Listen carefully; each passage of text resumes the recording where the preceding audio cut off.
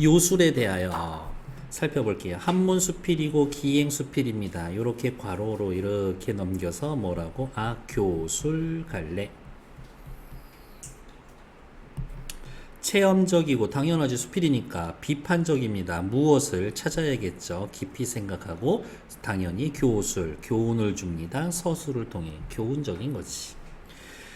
인간의 지각 능력의 한계와 사람들이 눈으로 모든 걸 다 볼 순 없어. 혹은 내가 본 게 진실과 다를 수 있어. 그리고 무비판적으로 맹신하는 태도를 비판합니다. 눈에 보이는 것 그대로만 믿는 것.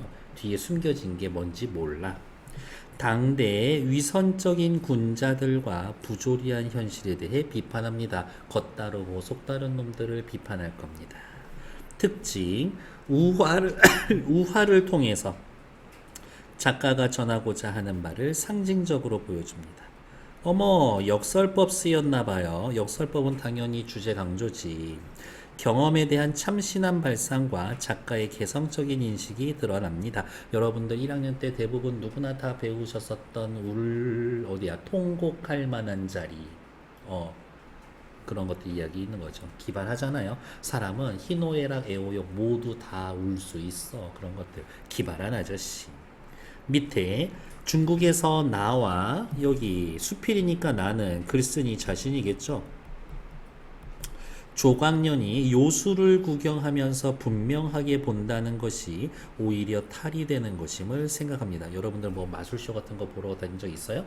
이렇게? 뭐 누구 거 봤었어? 그래요? 네.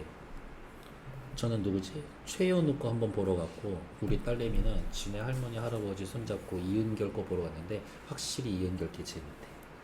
이렇게. 다음 서화담 이야기를 통해서 서화담 이야기가 뭔지 확인해야 해요. 인간의 감각기관을 통한 인식 방식의 한계를 생각한다. 내가 보고 듣고 맛본 게 전부 다 진짜가 아닐 수 있어. 끝. 요술의 술법보다 현실 사회에서 사람들이 위선적이고 이기적인 행위가 더욱 두렵고 혹독한 것이다. 라는 것. 저런 거야. 지금 눈앞에 보이는 요술이야. 내가 잘못 봤나 보다. 재미있네. 거기서 끝인데 세상 사람들을 속이는 이러한 것들은 사회 전체의 문제가 될 수 있다. 라는 교훈을 준다. 밑으로 내려오죠. 간사한 자가 충성스러운 척한다. 향원이면서 덕행이 있는 척을 한다. 결국은 현실 정지를 풍자하는 조광년씨. 호광 같은 정승이 중용으로 요술을 부리고 있다. 어디 한 군데 치우쳐져 있지 않고 균형을 잘 지키는 것 같지만 사실은 사기꾼 놈이다. 풍도와 같이 명철로 5대를 정승살이한 것 역시 현실 정치를 풍자하는 모습을 보여주고 있다. 결국엔 이게 주제다. 빗소리 들리죠? 우산 다들 있어요? 우리 우산 제공 서비스 하고 있는 거 알아요? 이따가 우산 들고 가. 색깔이 오라버니들한테 마음에 들지 않겠지만 이제 몇 개 안 남았어. 민트색, 노란색, 핑크색 이런 것들. 이 글은 작가의 경험과 삶에 대한 인식을 드러낸 기행수필, 한문으로 썼으니까 한문수필. 18세기 실학자, 외교사절단의 일장으로 저기 사촌형 따라서 청나라 방문하면서 직접 보고 들은 열하일기에 수록되어 있습니다. 청나라 왜 갔나요? 청나라 건융제 생일 축하하러 요술 공연 보면서 인간의 지각 능력의 한계에 대해 생각하고 나아가 사회의 부조리한 현실을 비판하고 있다. 요술에 대해 상세히 묘사한 부분은 뭐 여기에 요렇게 있고 여기는 환희기 후지라고 되어 있고 어디가 있냐. 여러분들 교재에는 조광년이라는 사람과의 대담을 통해 연암의 인식을 알 수가 있는데 연암의 역설적 문제의식. 역설법 쓰였다라고 해놨었는데 조광년 씨 말고 박지원 씨가 역설적으로 이야기하는구나. 하고 싶은 이야기는 뭐예요? 위선적인 군자들과 부조리한 현실에 대한 비판. 현실 정치를 풍자하고자 하는 작가의 의도가 비유적인 표현과 함께 잘 드러나 있다. 됐을까요? 됐고, 밑에 나와 있는 열하일기는 뭐 한번 봐두실만 하고 살면서 한 번쯤은 열하일기는 읽어보면 좋지 않을까라고 생각해 봅니다. 다음 페이지. 요술에 대하여 앞에 살펴봅시다. 이날 홍려시 소경 조강년과 의자를 나란히 하고 요술을 구경하였었다. 일단 요술을 구경했다라는 것, 글쓴이의 구체적 체험. 맞아, 수필은 그런 거지. 여기에서 하고 싶은 이야기는 뭐다? 인간의 지각 능력의 한계에 대해서 알게 되었다. 인간의 지각 능력의 한계에 대해 인식. 눈이 능히 시비 옳고 그름을 판단하지 못하고 진위를 살피지 못하는데 여기에서의 눈은 인간의 지각 능력이에요. 비록 눈이 없다고 해도 괜찮으리다. 야, 두 눈 뜨고도 뭐가 사실이고 뭐가 거짓이고 현실인지 아닌지 구별 못하는데 이러면 그냥 눈 없는 게 낫지. 그러나 항상 요술하는 자에게 속게 되는 것은 이 눈이 일찍이 망령되지 않은 것은 아니나 내가 맨날 속는 이유는 1번 이 눈이 좀 망령됐어. 눈이 별로 안 좋아. 분명하게 본다는 것이 도리어 탈이 되는 겁니다. 분명히 내가 저 자식 어떻게 사기치는지 내가 한번 볼 것이다 라는 마음 때문에도 속는 거래. 그래서 인간의 감각기관이 오히려 세계의 진실을 파악하는데 분별하는데 방해가 된다. 참신한 발상으로 인간의 경험적 인식을 성찰한다. 2번 동그라미 친구에다가 별표, 요게 참신한 발상이다. 도대체 무슨 말이에요? 여기는 빨간색 밑줄. 분명하게 보는 게 도리어 탈이 됩니다. 제대로 보는 게 문제다. 이런 게 역설적인 거지. 이런 게 역설적인 겁니다. 밑으로 내려오자. 그래서 조광년 씨가 이야기를 했습니다. 이제 물론 여기 앞부분의 내용 생략된 거에는 구체적으로 무슨 요소를 받는지 얘기를 해줄 거예요. 조광년이 말했다. 이 글은 인물들 간의 대화체로 구성이 되어 있구나. 대화체. 비록 요술을 잘하는 자가 있다라고 해도 맹인을 속이기는 어려울 터이니 눈이란 과연 항상 믿을 만한 것일까요? 라고 물어보지만 대답은 아니요 라고 생각하면서 물어보고 있는 거지. 근데 사실은 맹인을 뭐 꼭 요술로만 속이나? 아닌 걸로도 속이려면 속일 수 있지 뭐. 라면서 밑에 서화담 일화가 이제 제시되도록 합니다. 눈이란 과연 믿을 만한 걸까요? 그거에 대한 대답을 서화담 일화로 설명을 해주겠다. 우리나라에 서화담 선생이라는 사람이 있었습니다. 서경덕쌤이라고 이야기하면서 누구랑? 황진이랑 그 에피소드 있었던 형님. 우리나라에 서화담 선생이란 분이 있었죠. 밖에 나갔다가 길에서 울고 있는 자를 만났더랍니다. 너는 왜 우느냐? 여기 이후에서부터는 누구? 서화담의 체험을 크게 보면 인용하고 있는 부분인 겁니다. 너는 왜 우느냐 물었더니 이렇게 대답했답니다. 저는 3살에 눈이 멀어 지금 40년입니다. 이전에 길을 갈 때에는 발에다 보는 것을 맡기고 발에 의지해서 걷고, 물건을 잡을 때에는 손에다가 보는 것을 맡기고 손으로 더듬더듬 하면서 물건을 만져서 그 물건이 뭔지 형체인지 의미를 파악했고, 소리를 듣고서 누구인지 분간할 때에는 귀에다 보는 것에 맡기고 눈에 보지 못하니까 귀에 의존을 많이 했고요. 냄새를 맡고서 무슨 물건인가 살필 때에는 코에다가 보는 것을 맡겼습니다. 눈 대신 코로, 귀로, 손으로, 발로, 눈을 제외한 다른 감각으로 이거예요. 그러니까 어디야? 발, 손, 귀, 그 다음에 코. 얘네들은 전부 다 뭐예요? 시각 이외의 감각에 의지해서 살았습니다. 사람에게는 두 눈이 있으되 다른 사람이 가지고 있는 두 눈, 저에게는 손, 발, 코, 귀가 눈 아님이 없었습니다. 또한 어찌 다만 손, 발, 코, 귀뿐이겠습니까?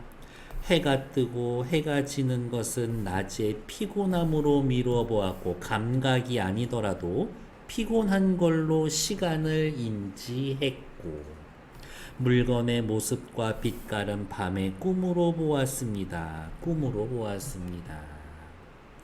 장애가 될 것도 없고 의심과 혼란도 없었죠. 오케이, 여긴 빨간색 체크. 눈 안 보이는 게 장애도 아니고요. 의심과 혼란도 없었습니다. 이 아저씨 어떻게 되게 잘 살고 있었는데 근데 왜 울어? 왜 울어? 이제 길을 가는 도중에 두 눈이 갑자기 밝아지고 백태가 끼었던 눈이 저절로 열리고 보니 시각을 회복했어. 시력을 회복했어. 천지는 드넓고 산천은 뒤섞여서 만물이 눈을 가리고 오히려 온갖 물건이 내 눈을 가리고 온갖 의심이 마음을 막아서 온갖 의심이 자꾸 들어 손과 발, 코, 귀가 뒤죽박죽 착각을 일으켜서 온통 예전의 일상을 잃게 되었습니다. 오케이. 위로 올라가서 볼까요? 여기 이렇게 씁시다. 너는 왜 우느냐? 라고 물어봤더니 길에 있던 사람이 대답하기를 어떻게?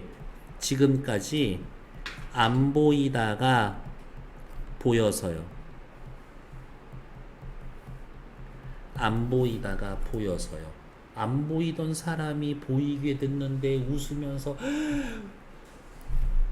행복해 하는 게 아니라 오히려 슬퍼하고 있어. 이런 거지.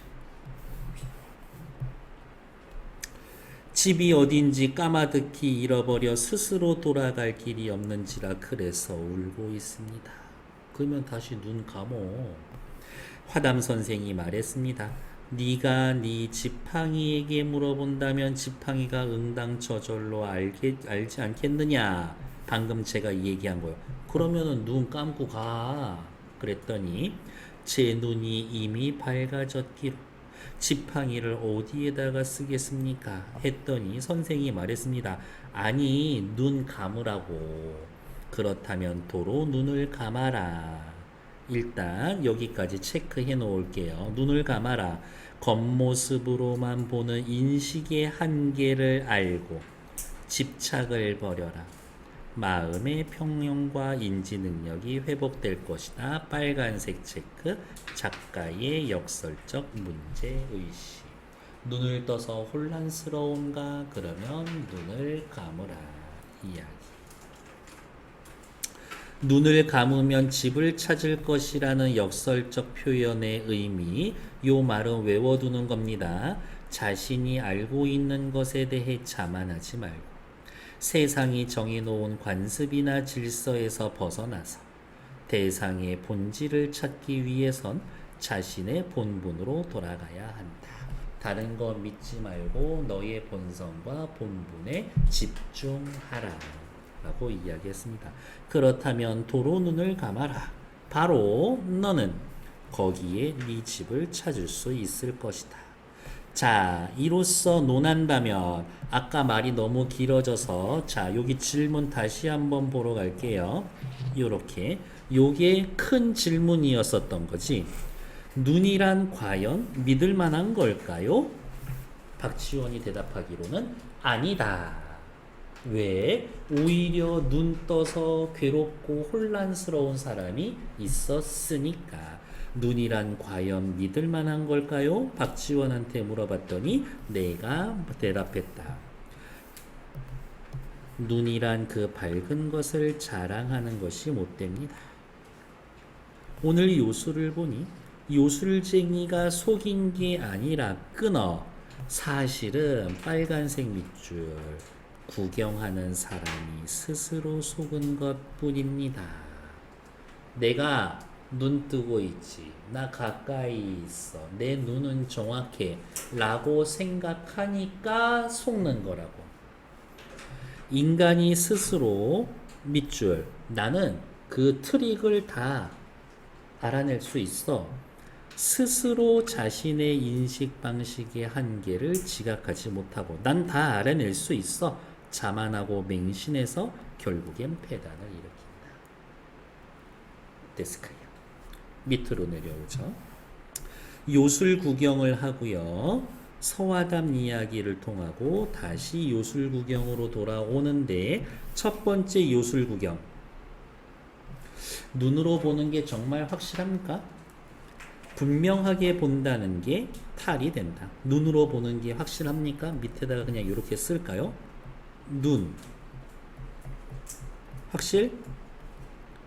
아니, 오히려 탈이 된다. 서화담의 이야기, 우화. 실제로 있었던 일인지 아닌지 잘 모르겠어. 이렇게 옛날 조상님들 자기 하고 싶은 이야기 있어서 막 지어내고 그랬었으니까. 인간의 경험적 인식에 대한 회의와 성찰. 저는 여기 하나 더 쓰고 싶어요. 인간의 감각적 인식에 대한 회의, 성찰. 요술 구경. 두려워할 건 요술이 아닙니다. 위선적인 군자들과 부조리한 현실을 비판할 겁니다. 밑으로 내려오죠. 맹인이 눈이 밝아졌는데 도리어 제대로 보지 못합니다. 무슨 일이야? 감각기관이 의심을 일으켜서 의심 동그라미. 오히려 세계 진실 파악하는데 방해가 됩니다. 너무 정보가 많아서 혼란스러워. 도로 눈을 감아라. 바로 거기에 너의 집이 있을 것이다. 눈은 인식의 한계를 가져오는 감각기관. 집은 찾고자 하는 진실, 본실.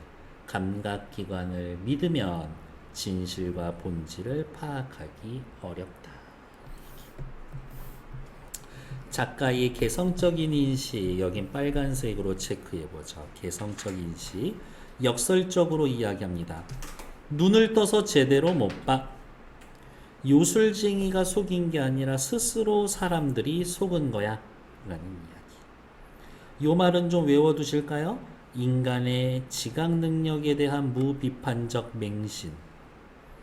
판단이 흐려지는 패단이 생기는데 그것을 비판하고자 한다. 너의 지각 능력, 네 눈에 있으니까 다 있는 것 같지. 냄새 나니까 냄새 나는 것 같지. 그거 무조건 믿고 있지. 의심하지 않지. 요 앞에 요게 있다라고 여러분들 믿고 있죠. 사실은 이게 뿅 하고 없어지는 건데. 있었는데 없다. 나 요술쟁이한테 속았다? 아니다. 내 감각기관을 너무 과신해서 내가 나를 속였다. 다음 페이지.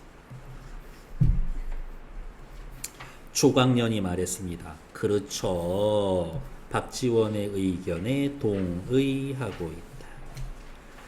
요술의 술법은 비록 천변만화, 천번 변하고 만가지로 된다라고 하더라도 좋기 두려울 게 없습니다. 요술은 두려울 게 없다. 그러나 천하에 가히 두려워할 만한 요술이 있으니 대조.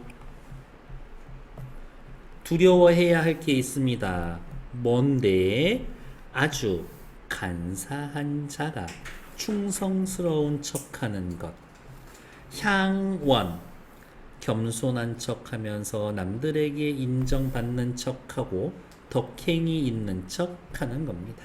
겉으로는 덕행이 있는 척하면서 나 욕심 없어요. 시골에서 공부만 할 겁니다. 라는 놈이 속 안에는 벼슬하고 싶은 욕망이 꿈틀꿈틀하는 것들, 그런 것들이 진짜 위험한 겁니다. 내가 대답했다. 호광 옆에 나와 있는 거 어디가 있냐? 여기. 어느 쪽으로도 치우치지 않는 중용의 도를 내세워 여러 임금을 섬겼습니다. 이거지. 나는 이 임금이 이런 면이 좋기 때문에 모시겠다. 그 다음에 와. 나는 이렇기 때문에 이 임금을 모시겠다 라고 하면서 지조절개는 개나 줘버린 그런 호강이라는 사람. 호강 같은 정승은 구체적 사례, 구체적인 역사적 사례. 호강과 같은 정승은 중용으로 요술을 하고, 여기에서의 요술은 뭐야? 중용으로 사람들을 속이고. 풍도와 같은 사람, 옆에 풍도 봅시다. 당나라 말기부터 5 왕조를 거치며 재상을 한 정치가 대단한데, 나라가 4번 바뀌어서 5번 내내 정승을 해서 명철한 사리분별력을 바탕으로 뛰어난 현실 정치를 어디가 있냐? 뛰어난 현실 정치를 했다라고도 하지만 지조가 없는 정치가라는 비난을 받습니다. 처세술은 정말 최고였었다. 이거였던 거지. 풍도와 같은 사람은 그러면 호강 구체적인 사례 1, 풍도 구체적인 사례 2. 풍도와 같은 놈은 5대에 걸쳐 정승을 살면서 밝고 똘똘한 것처럼 요술을 부렸으니 사람들을 속였으니 웃음 속에 칼이 있는 것이 입속으로 칼을 삼키는 것보다 더 혹독하지 않겠습니까? 웃음 속에 칼이 있는 것. 웃으면서 훅 찌르는 것이 입속으로 칼을 삼키는 것. 여기 요술에 하나 있어서 이 칼을 이렇게 먹는 그런 요술이 있었거든. 입속으로 칼을 삼키는 것보다 더 혹독하지 않을까요? 혹독하다, 끔찍한 해악이다. 국가적으로 그게 더 위험하지 않겠습니까? 사람이 칼을 먹어 위험한 거 아니야? 이것보다 겉으로는 뻔지르르 하면서 속으로는 다른 생각하고 세상을 속이는 게, 그게 더 위험한 겁니다. 웃음 속에 칼이 있는 것이, 겉과 속이 다른 것이, 표리부동한 것이. 양머리 걸어놓고 개고기 파는 것처럼 양두구육하는 것이 더 위험하지 않습니까? 이런 놈들이 더 위험합니다 라는 것들. 박지원이 살았던 시대의 상황은 어땠을까요? 위에 나와 있는 누구? 호광이, 풍도 같은 놈들이 득세하고 있는 세상이겠지. 호광이, 풍도 같은 애들이 득세하는 세상이겠지. 박지원이 살았던 시대에 당쟁 심하고, 여기서의 당쟁보다는 이게 중요하죠. 사대부들이 무능하고 허위의식, 위정자들이 무능하고 허위의식, 명분과 허례허시가 중요시 여기고 있습니다. 그래서 여기 작가가 이 작품을 통해 전하고 싶은 메시지는 진실과 본질을 찾아야 한다. 이런 겁니다. 밑에 보시면 서화담 이야기가 던지는 다양한 메시지, 눈으로 감각기관이 제대로 인식하는 것을 방해합니다. 무엇을 제대로 인식해? 감각기관이 말이 빠졌죠? 진실을 제대로 인식하는 걸 방해합니다. 도로 눈을 감아라. 맹인의 본분으로 돌아가서 대상의 본질을 찾으려고 했다. 그리고 아까 있었죠? 눈을 감고 뭐 찾아라 그랬지? 집 찾아가라고 그랬죠? 대상의 본질을 집에다가 비유했었었지. 기억하면 되죠. 장애가 될 것도 없고 의심과 혼란도 없습니다. 눈이 보이기 전엔 오히려 마음의 평정과 사모를 제대할 능력이 있었습니다. 조광년과 나의 대화에 나타난 함축적인 의미, 빨간색 별표. 조광년, 간사스러운 자가 충성스러운 척, 향원이면서도 덕행이 있는 척, 겉으로는 나 제대로 된 놈인 것처럼 위선적인 지배층 형태.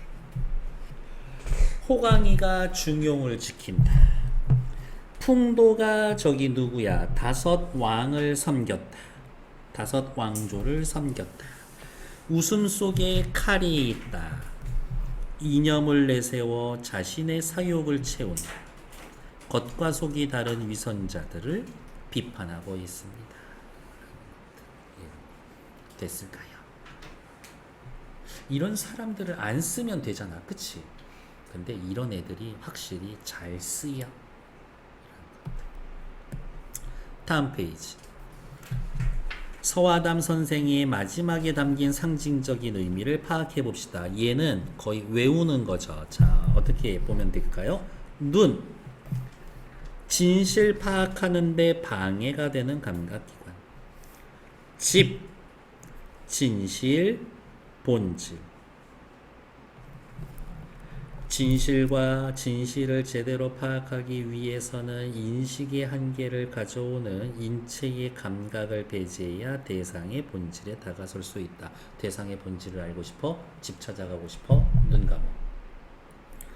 본분으로 돌아가라. 세상이 규정해 놓은 질서, 제도, 관습에서 벗어나 대상의 본질을 찾아가라. 라는 거죠. 세상의 진실은 누가 정해 놓은 거 아니다. 밑으로 오죠. 요술에 대한 작가의 개성적인 관점. 빨간색 체크죠. 요술에 대한 작가의 개성적인 관점. 요술을 관객이 스스로 속은 것이다. 환수를 변별해내지 못하는 인간의 지각 능력 한계. 잘못된 인식으로 지각하지 못한 채 무비판적으로 맹신하는 사람들. 객관적 판단이 흐려진 사람들 비판하고 있다. 지 혼자 똑똑하고 지 혼자 다 알 것처럼 얘기하더라고. 네, 다 못하게 돼 있어. 됐고요. 이 글은 우화 형식이었는데 아까 누구 형식이었었지? 그 서경덕 아저씨 이야기 따온 거. 거기가 우화, 돌려 말하기 형식으로 되어 있습니다. 됐고요. 다음 페이지. 요술에 대하여에서 요술에 대하여 나 박지원 씨가 깨달은 바를 통해서 문학의 인식적 기능. 일단 문학의 인식적 기능이다 라는 말 자체는 몰랐는데 글을 읽고 새로 알게 되었어. 그거를 인식적 기능이라고 이야기를 합니다. 서화담의 이야기의 주제는 여러 가지로 파악될 수가 있습니다. 그 중에 하나 골라보세요 라는 것들. 서화담의 이야기는 자신의 본분을 잃지 말라. 너 계속 눈 감은 채로 살아왔으니까 거기에서 벗어나지 말고 계속 네 원래의 모습을 지켜. 그렇게도 볼 수 있지. 다음, 맹인처럼 아무런 편견 없는 사람들을 대하라. 눈으로 보고 판단하지 말고 직접 겪어보고서 판단해. 그렇게 해석할 수도 있지. 겉으로 보이는 것에 현혹되면 본질을 찾을 수가 없다. 요게 교과서 본문에 대놓고 나와 있었던 얘기고. 다음, 현실의 문제에 좌절하지 말고 적극적으로 방안을 해결해. 야, 눈이 떠서 안 보이면은 울고만 자빠져 있지 말고 빨리 해결책을 찾아 임마. 그렇게 볼 수도 있을 거다. 다 그럭저럭 괜찮은 해석인 것 같은데 여러분들 설명할 필요도 없이 교과서에서는 3번으로 해석을 해주었으니까 요 정도는 좀 봐두자. 그래서 옆에 4번 서화담 이야기의 주제로 적절하지 않은 것은 요 4개 빼놓고 나머지 하나 골라줄 수 있으면 된다. 됐고, 그 다음에 유진이 같은 경우에는 학교쌤이 이런 거 말고 그냥 정말 쓱 지나가듯이 뱉는 말이 있을 거야. 그걸 써놔야 돼. 이렇게. 됐고 인간사에 대한 두 사람의 인식. 조광년 씨는 조광년 씨 나름대로, 박지원은 박지원 나름대로 뭔가를 비판하고 있죠. 조광년 씨, 요술쟁이의 요술을 두려워할 필요가 없다. 진정으로 두려워해야 할 것은 정치 권력을 쥐고 있는 지배층의 위선적인 태도다. 위선적 태도. 중요한 덕목으로 일컬어지는 중용이나 명철이라는 걸 이름만 가져다가 지한테 맞게 유리하게 적용해서 해석하는 것들. 요술을 부리는 애들이 있다. 이념을 내세워 자신의 사욕을 채우는 자들이 이 사회의 더 큰 해악이다. 다른 말로 이야기하면 아전인수하는 애들. 이런 그냥 요렇게만 써놓을까요? 아전인수하는 것들.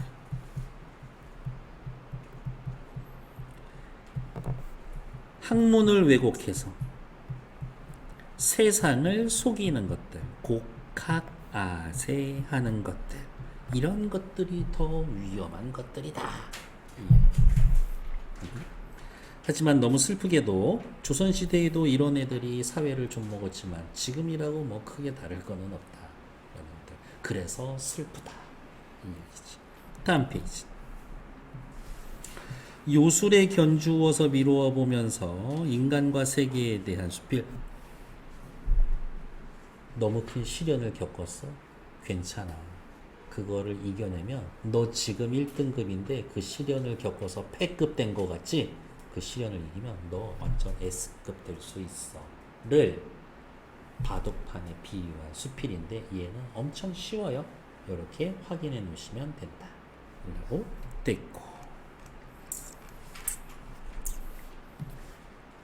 다음 페이지. 네, 계속 이어지는 거고, 시련을 이겨내면 1등급인 당신이 S급이 될 수 있습니다. 특급품이 될 수 있습니다 라는 것들 확인. 오케이. 일단 정치.